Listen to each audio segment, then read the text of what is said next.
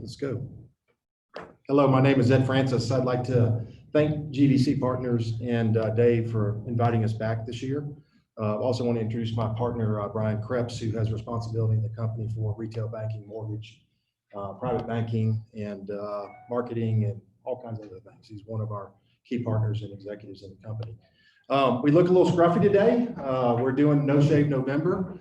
We unfortunately had one of our partners down in our southern region pass away from cancer, brain cancer, earlier this year, and so we're trying to raise some money and honor him and his contribution to the company and the community. So if we look a little scruffy, it's because we're doing that for a good cause. So again, thank you for having us here.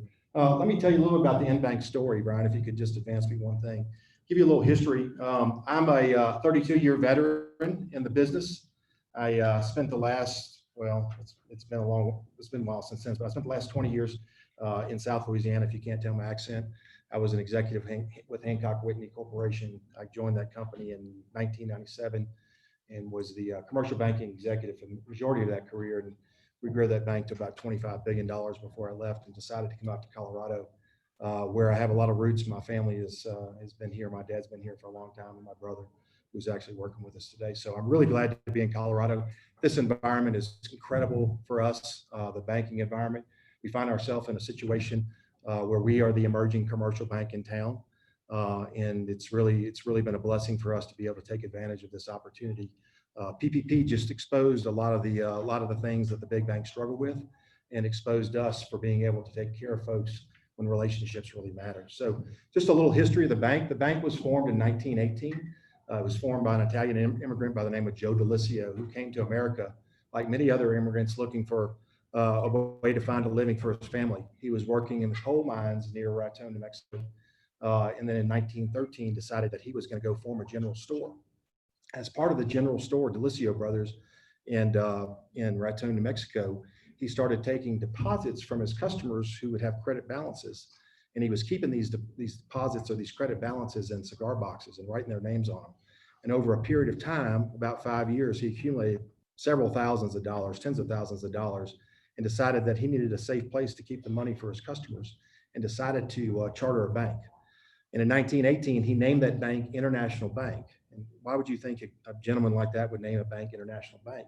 The reason why is because the county where he was represented by 28 different nationalities, and he wanted everybody to feel welcome into the banking world. This was something new for this part of the country. So he named the bank International Bank, really as a symbol for inclusion, to welcome all the folks who did not know banking and did not know banking in America. And so that's how the history of the bank was formed.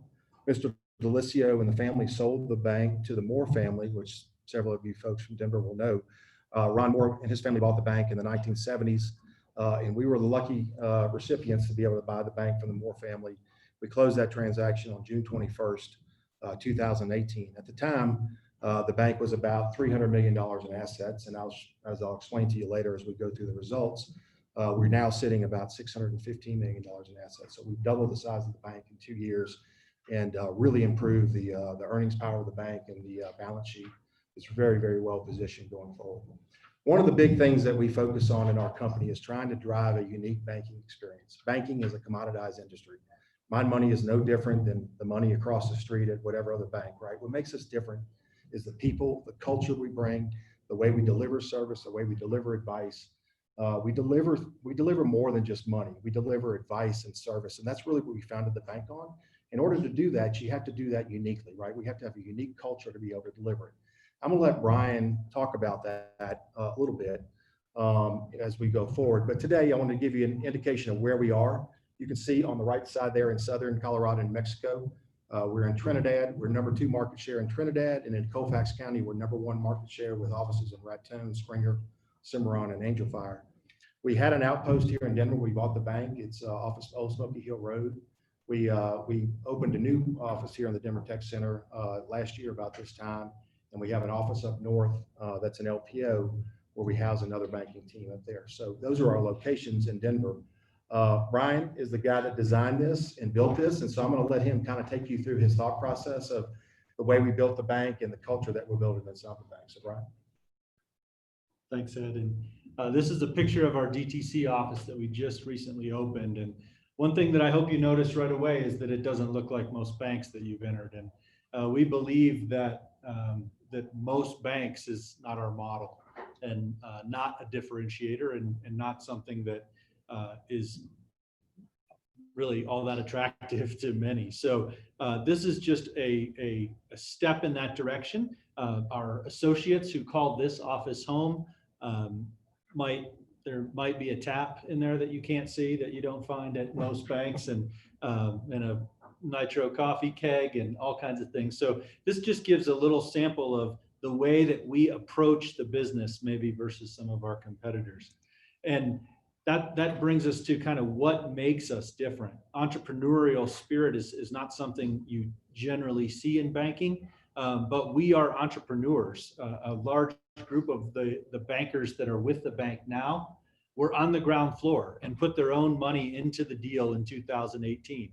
So we often say we are entrepreneurs banking entrepreneurs, and we find that to be a great advantage.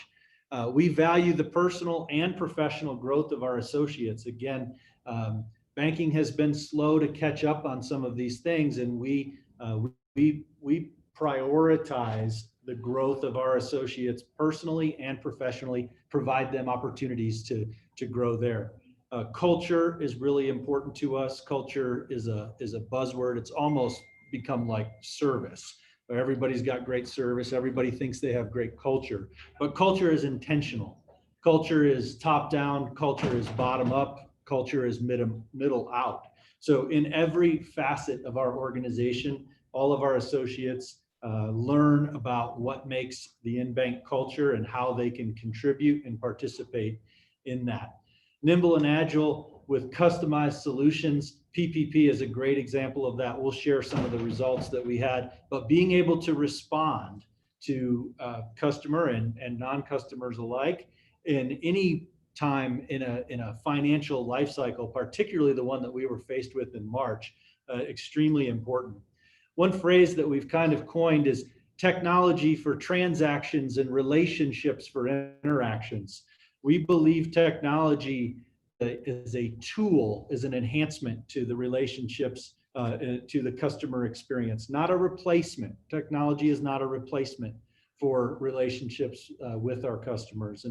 And finally, we think of ourselves a little bit more like a fintech, although regulated, and a relationship bank at the same time. So we approach this just a little bit differently, and have a model that we believe makes us stand out just a little bit from our competitors. Finally, I mentioned culture matters. We have a set of core values that we live by, that we speak to, that we incorporate into all of our messaging, into all of our meetings, and not just the words on the page. We often say that understanding the definitions of these words is just the beginning. We provide feedback and tips and trainings and lots of different forums for things to be in place and part of our culture. Commitment, we would all say we're committed. Innovation's a big buzzword. We all want to be innovative, but responsibility, teamwork, happiness, and authenticity, these things on the surface, all of us raise our hand and say, that's me, I'm in, easy to do. But we challenge our associates and our senior leaders alike to not only say it, but to live it out every day. Okay, so why do you go through that in an investor presentation? Because what I'm trying to explain to you all and to our investors, that this is a different kind of company. The way that you're going to move that up. The way that we run this company and the way that we make it unique is through the people and the way that we deliver service. And that's the only way you can do that in a commoditized business. So why would you think about investing in our company? First, the Denver market opportunity. And I'm going to show some slides after this, but we found ourselves as we were raising money to purchase this bank, that we thought over time that the consolidation would continue in Denver. We didn't expect that CoBiz and Guarantee Bank would both announce sales right before we closed. We didn't expect that the integrations of those companies would not go as well as they expected it, that there would be opportunity to pick up talent, et cetera. Now we find ourselves emerging as the only locally owned commercial-oriented bank in Denver, and that is quite a blessing for us. That's a moment in time. We have to earn that stripe, and we have to continue to earn that stripe. But it's absolutely an opportunity for us with the consolidation that's going on around us. We have built a huge and very strong and very granular core deposit base. And the banking business, the way we make money is very simple, right? We have capital, and we go out and get liabilities, which are your deposits, and we take those deposits and we loan it, and we make spread income. The other way we make money is we make money off of fee income. So if we don't have a strong core deposit base, that means we can't leverage the capital, we can't grow. So when you start hearing us talk about relationships, what we really focus on is those core, deposit oriented, payments oriented relationships. We can make loans all day long to anybody. That's the easy part of the business. The hard part of the business is really helping that customer transact payments and receive payments. And that's really a big thing that we focus on. We talked about being the premier business bank in Denver, proven, dedicated, and very talented team, very, very deep experience. Commercial banking expansion in the sense that we think that there is more to come in disruption in the Denver market, mainly from the big banks. The big banks now, as we predicted, are starting to paint things with broad brushes, and we're seeing opportunities that we saw through the PPP program. When folks couldn't get service, when folks couldn't get attention, they were starting to turn to community banks. We happen to be in the right place at the right time. As Brian talked about, fintech solutions are important to us. We want to be able to deliver services conveniently for you and for our folks inside the bank. And so we're looking to make partnerships or to find partnerships with fintech companies that can help us deliver those solutions. One of those examples is a company called Neat Capital, who presented here last year. Neat Capital is a company that we have an interest in, that is a mortgage fintech provider for us that Brian actually has responsibility for. We're also in the business of building long-term relationships. So our clients are very important to us. When we get a new to bank relationship, that historically, in my experience, those relationships will last 10 to 15 years with you. And so that is a great earnings power for us to develop new relationships and to think about them as long-term relationships. So the opportunity in Denver, we talked about that. Consolidation and turmoil continues to happen. Look for things from us and announcements for us to happen throughout the year. We think there's going to be a lot of opportunity in 2021. InBank's ability to provide certainty in times of uncertainty. Our portfolio is clean. We're not focused on, diminishing credit quality. We're actually focused on really positive things and playing a lot of offense. We've built an attractive platform for recruiting commercial banking talent. One of the things that's really been an honor for me to see is for other bankers in the market that don't know us to reach out to us, to inquire about InBank, to go to our other bankers. They're interested in joining our team because of the culture that we've built and because of the way we execute for their clients. Commercial clients are dissatisfied at larger banks. We think that this opportunity is going to continue for some time, and we plan to take advantage of that. If you remember who the #1 market share bank here is in town, Wells Fargo, and has been for a very long time. We think that's going to be an opportunity for us that we have not seen in many years. And again, we are focused on building new to bank relationships, long-term commercial relationships. We want to build a purposeful balance sheet with the kind of companies that we want to bank and the industries that we want to bank, where we can have expertise and build advisory type relationships. Talking about the consolidation and turmoil, I'm talking fast so we can get through this. You can see the scarcity of community banks. You can see BOK, you can see CoBiz, you can see Independent Bank, you can see Glacier, you can see Midwest Bank, you can see Triumph.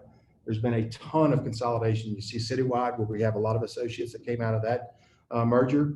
So that consolidation, and when those big banks come in, they create opportunity for us. And we are taking advantage of that both through hiring bankers and by attracting clients as well. So let's talk about the Denver market potential. There are 30,000 businesses, over 30,000 businesses between $1 million and $50 million in sales. That's our bread and butter. That's exactly the kind of companies we want to deal with.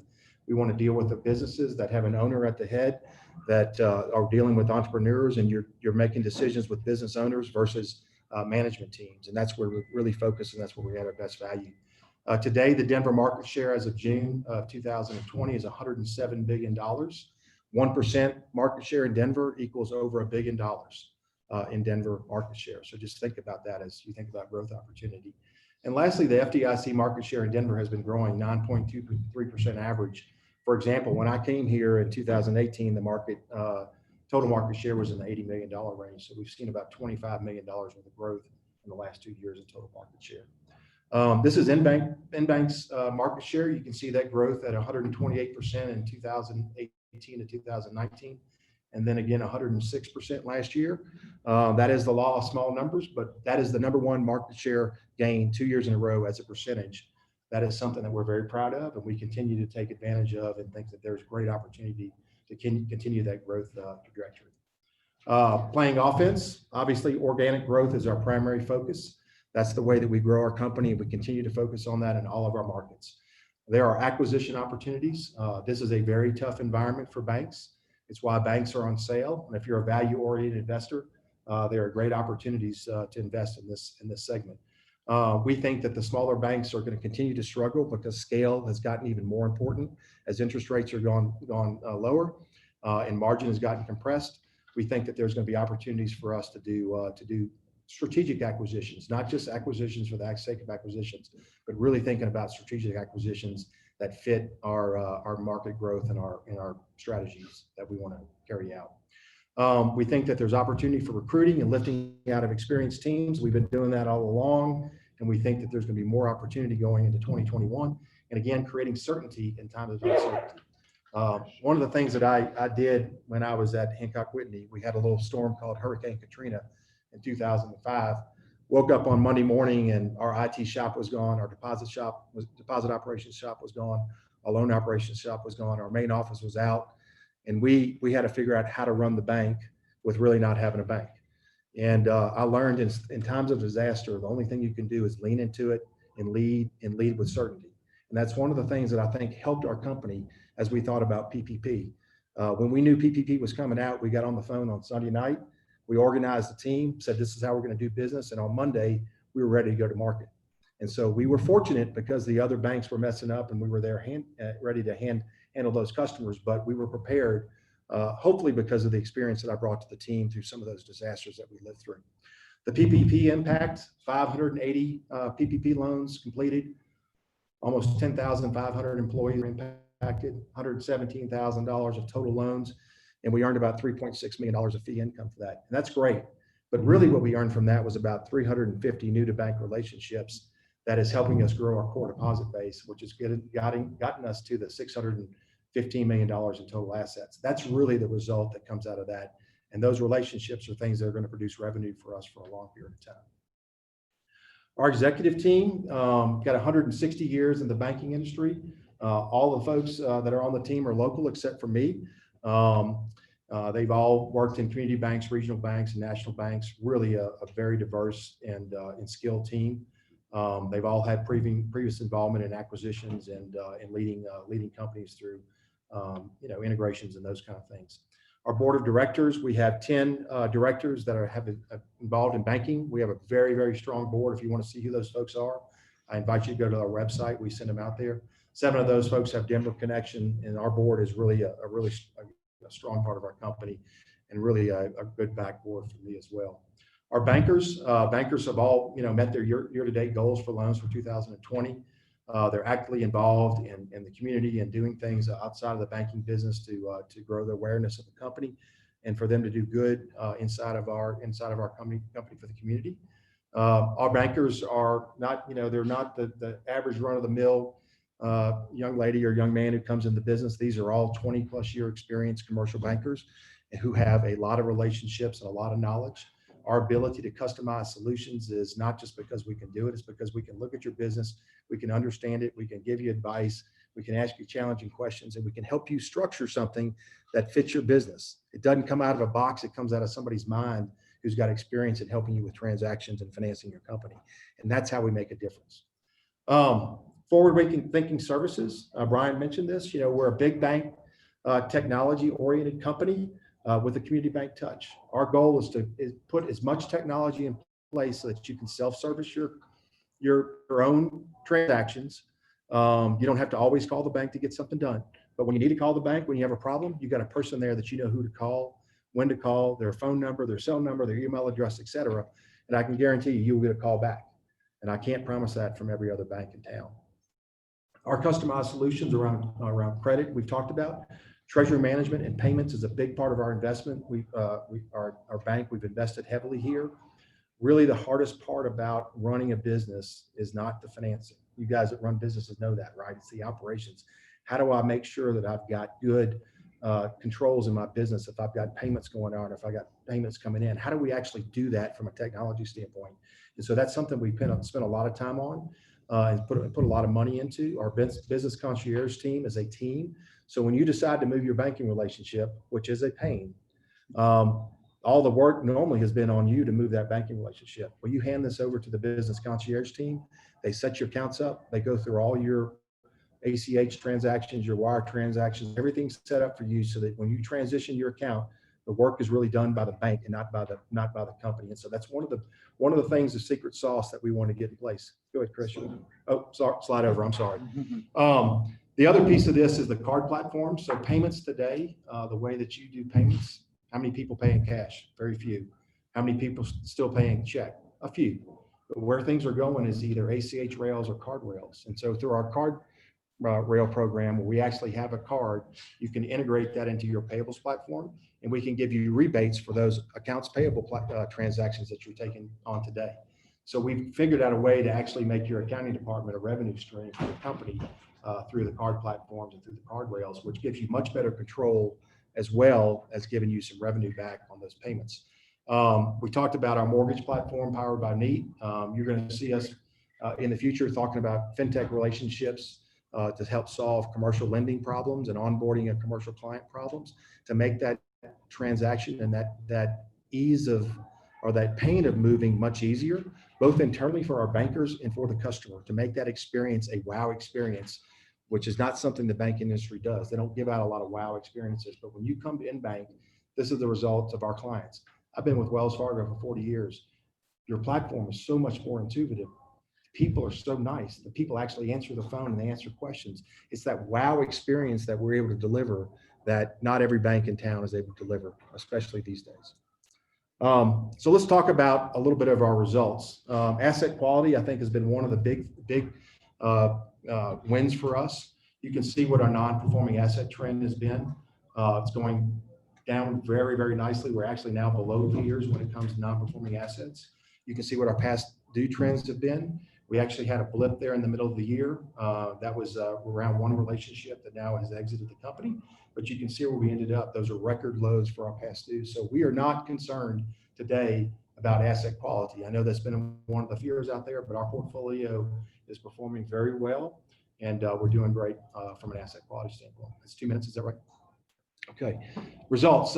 Here's our core pre-provision, pre-tax income. One thing about growing a company in the banking space, every time we grow loans, if we grow $20 million in loans in a quarter, we put up a 1% reserve that next month. And so you wind up losing money the first 3 or 4 months when you put that asset on the book because you have to reserve for it immediately. So we try to track pre-provision income so we understand what that income looks like on a core basis. You can see that bump in the second quarter as a result of the PPP fee income. And you can see that general trend upward in profitability. Again, we think that the balance sheet is well positioned with a lot of liquidity, with a lot of power to invest in earning assets going forward.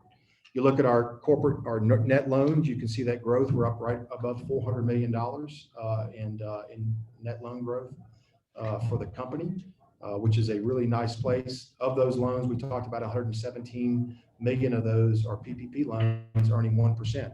When those loans are forgiven, and we're starting to see those loans get forgiven, we've had about $12 million so far be forgiven. That money comes back, so that 1% earning asset is now in cash, and we get to go back out and lend it out, hopefully at 3.5 or 4%.